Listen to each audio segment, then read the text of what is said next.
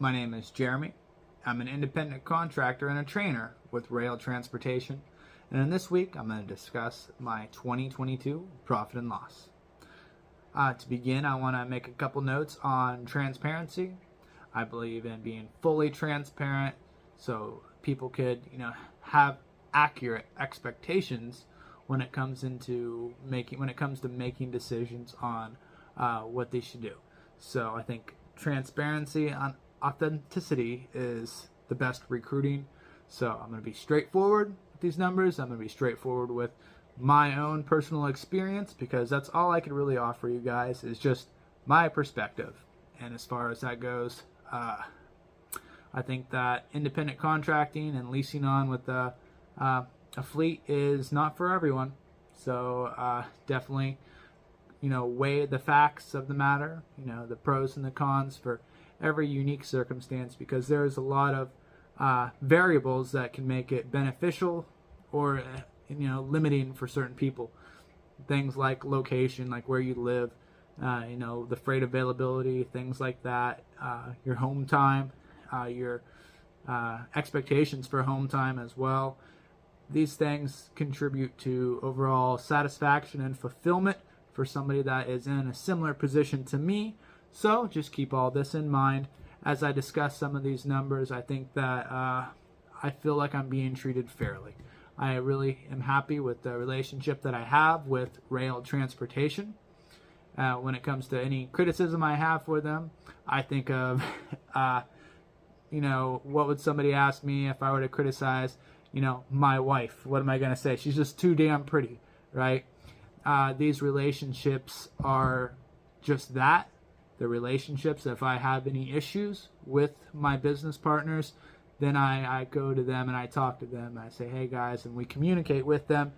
And I think that they know that I am committed to this relationship and I am committed to making it work. And I think respect all around goes a long way when you're talking with somebody, as well as when you're establishing a relationship. So with that being said, this is the information I have for you guys. So to oversimplify it, I made about $2 per mile. The end. No, I get paid in a fuel surcharge and mileage pay. The mileage pay makes up about 2/3 of the pay, and then the fuel surcharge fluctuates week to week depending on the price of diesel.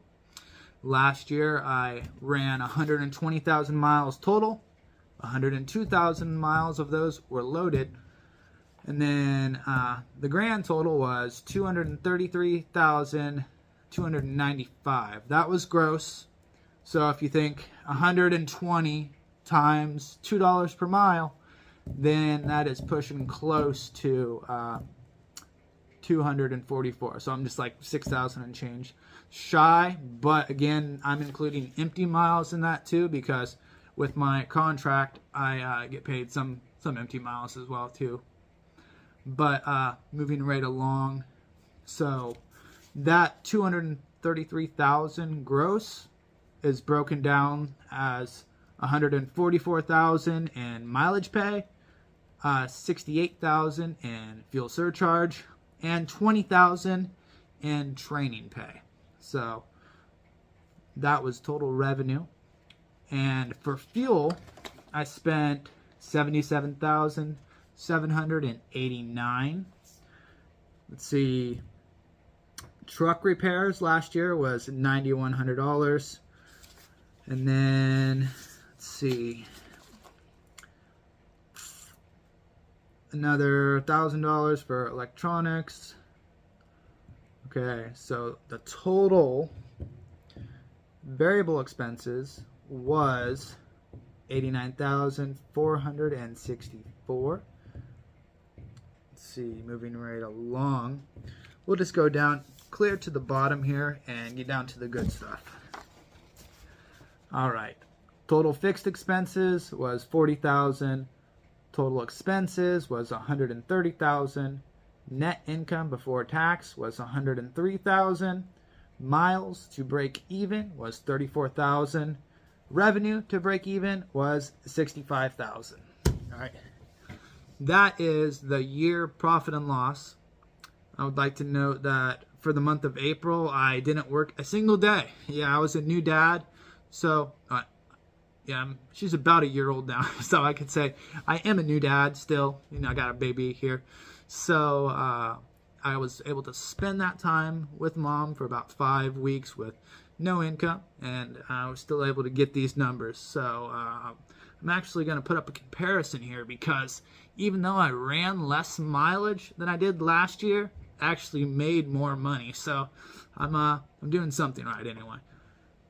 I want to thank ATBS, because these guys really helped me out with putting these numbers together, because without them I would be chaos. It would be a mess. So I'm really grateful for the service that they provide for me. In fact, they're the ones that came up with my business plan. So the business plan is broken down like this. On average, they try to get me for the target, it's 2,500 miles a week, 10,000, almost 11,000 miles monthly, and about 130,000 miles annually. And then they break that down into this valuable information down here, which is my break-even points, right? So I know exactly how much I need to do, how much money I need to make each week just to break even. And they also do my tax estimates for me. So I got my state tax and my federal tax estimates. This is so valuable for me. That way I'm not out there blindly just guessing and hoping for the best. So with this information, like I say, I'm going to go ahead and put up my business plan here so you guys can see. This is generally what I try to stick to. I work really hard to track all my expenses and stick to this business plan. So with this structure, I think I'm confident I'll be able to succeed in trucking and weather about any storm that we have, because if you heard the news out there, a lot of drivers are shutting down, they're hanging up the keys, and that's not going to be me. So I'm going to do what I have to keep these wheels turning and to keep my family fed. So you guys, weather the storm. It's winter. Be safe out there.